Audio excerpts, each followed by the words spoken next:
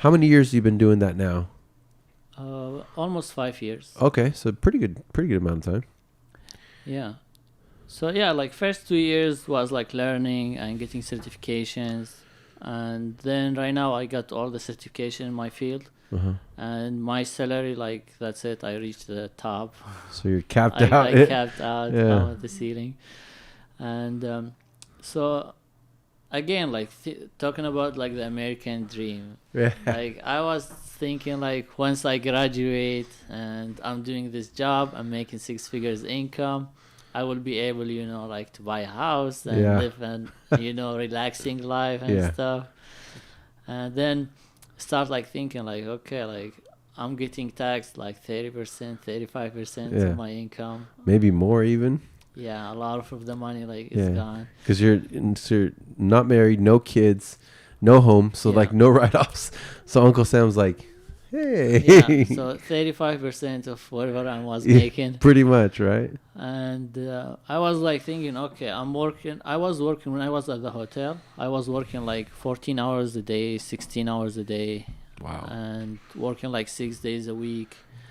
It was really tough, And I was thinking, okay, if I'm going to keep doing this my whole life, like how much money I gonna make? Then I start like calculating. Okay, you started using your accounting there. Started using my accounting. There you go. Let's see. Like if I'm saving saving 30,000 a year. And I want to buy a house. I gonna like there's no way I'm gonna buy a house in the Bay Area. Especially in the Bay Area. Yeah, like $1 million house. Yeah. Like how much? So start feeling like it's not really worth it. Killing myself doing this and like working 12 hours 14 hours a day, and at the end like there's nothing to show for it. And then I start like learning more about like entrepreneurial like stuff and starting learning about the mindset. So that's what kind of kicked you into gear of entrepreneurial route. Yes. So first 2 years, because like I have like students loan and stuff. Yeah. So I was in debt. So I want to pay off that. So I was working really hard. So I pay off all my students loan, all my credit cards. Congratulations. Yeah, thank you. Yeah, it's a big deal. Yeah. So it was done within like 2 years. And wow. And then I start thinking, okay, like if I gonna I have like 2 options in that time.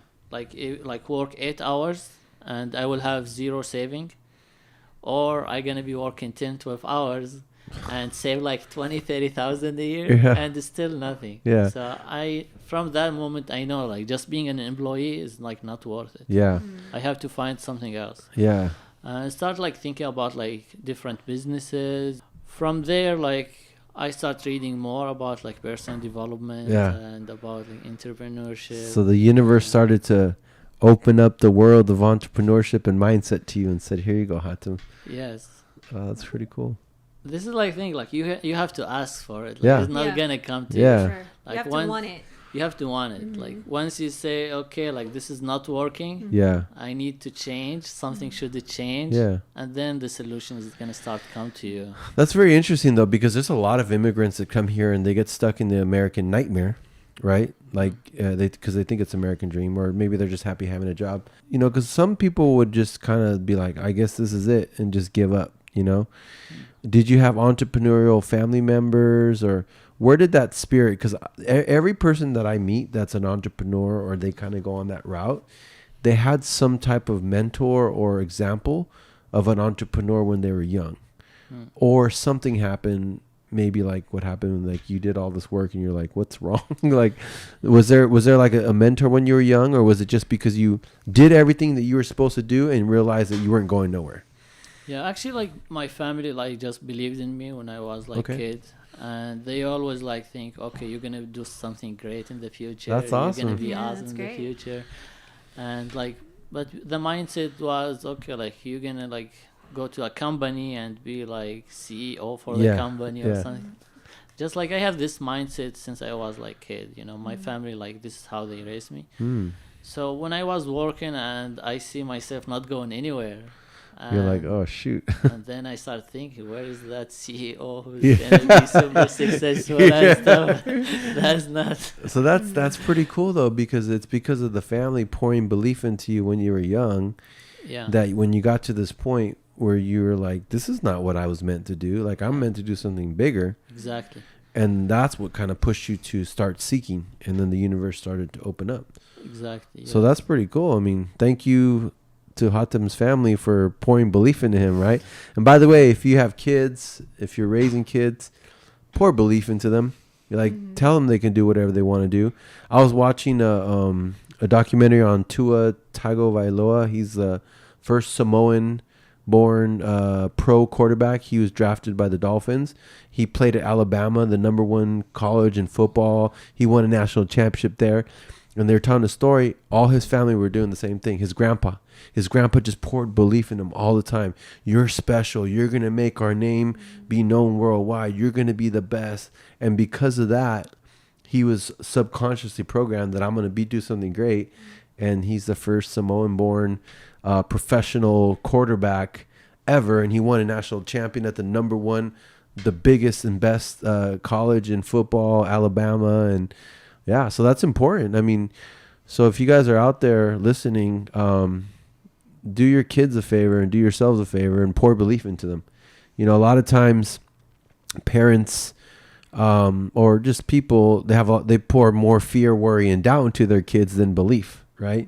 And but yeah, that's awesome. So I mean, like, my situation was like really good, you know, having like really good job, like that's considered a really good job. Yeah. What I'm doing right now as like construction inspector. Yeah. And like the money I'm making also like considered really good. Yeah, like, compared to what though, right? Yeah. Yes. And but still for me, like, this is not what I'm supposed to do. Like, that's really good for someone who's average or middle class. Yes. That's not very good for someone who wants to do something great in their life. Yes. Does that make sense? And again, if you're out there and you have a job and you're happy with it, that's your bliss. I'm not saying that that's wrong, but I'm saying that if, like Hatem, you had a bunch of belief poured into you, and my father was very ambitious, very entrepreneurial growing up. He ended up having a job, but when I was young, when I was growing up, I saw him always opening restaurants, like always wanting to be the best. So I learned that, and I never wanted to just settle. You know what I mean? So that's kind of really cool. I mean, we never asked this, but do you have siblings? Are you like? Yeah, I have 2 sisters. 2 sisters? Are they younger or older? I have one younger, one older. Oh, so you're the middle child. Yes. The middle child, usually the forgotten one. Yeah. Oh, but you're the boy, probably, right? I'm the boy. And actually, like, I was so spoiled when I was kid. Okay. Like, my family, like, used, bring me everything. Uh-huh. So my life was super easy, like, back there in Syria. Okay. So you were treated like a king, basically. Yeah, and then came back here, and I just realized, like, I should, be more responsible and just, like, do what I have to do. That's pretty cool, though, because most people who had everything given to them when they were young, they don't do anything, you know? Exactly. You actually developed the take action and make yourself successful. Yeah, because like our family usually like big. We have like 3, 4, 5. So our family have 3, like 2 sisters and me. So they usually they like to have 2 sons or 3 sons. Yeah. What is it about that? Because I know even in the Hispanic culture, sons are treated the girl's treated like a princess in the Hispanic culture, and then the boy just like gets to do whatever they want. Is it something because of the culture, or? I think the culture, and like also like if you have 2 boys, like they have to go to the military. One of them go to the military. Once he's done, the other one go to the military. So like they have this kind of mentality, like you could lose one of them. Oh wow! Because of the military and stuff. So if you lose one, you have one spare or whatever. Oh, don't worry about it. We got this one. We lose that one. But for you're the only one, so they had to make sure you're protected, I guess, right? Yes, or exactly. that you survive. Wow, that's crazy. So your drive to do more came from all the belief that your family was poured into you. Yes. And obviously you were the only boy, so you were special because in your culture the boy is very important, right? Yes. Not to say the women are not important, but the boy is of importance. And so all that belief that was poured into you by your family made you want more, right? Yeah. So now you're seeking entrepreneurship